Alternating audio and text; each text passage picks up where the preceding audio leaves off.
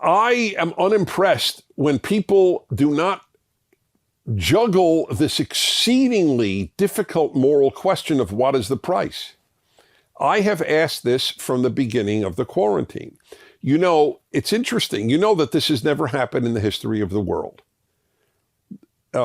Two things have never happened, generally speaking. One, that the world went into quarantine. And secondly, that vast numbers of healthy people went into quarantine. Quarantine was definitionally for those who were ill or were suspected of being ill. This is the first time where 1 billion, 2 billion, 3 billion people, most of whom are healthy, are being quarantined.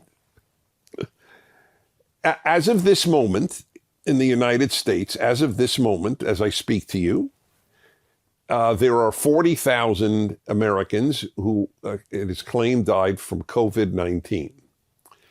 2 years ago, somewhere between 60 and 80,000 Americans died of the flu. Nobody even knows that. Why didn't we go into quarantine then? Now, you could give a whole host of issues, but these are fair questions.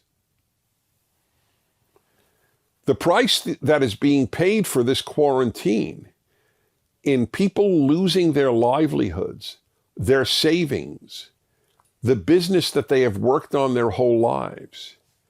Already there's been a serious increase in psychiatric medicines that have been prescribed to people for depression and anxiety.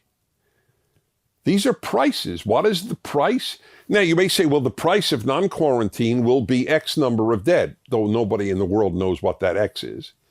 Okay, that's obviously a very fair argument. That's theoretically, not theoretically, that is why there is a quarantine.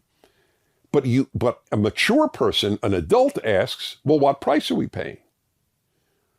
How many spouses and kids will be abused in dysfunctional homes because they're stuck together and the kid, let's say, can't go to school? By the way, you know, Sweden did not close its schools, did not close its restaurants, does not make everybody wear masks. And Sweden, if there is a second wave, Sweden may be the country that is best capable of dealing with a second wave, since they will have what is called herd immunity.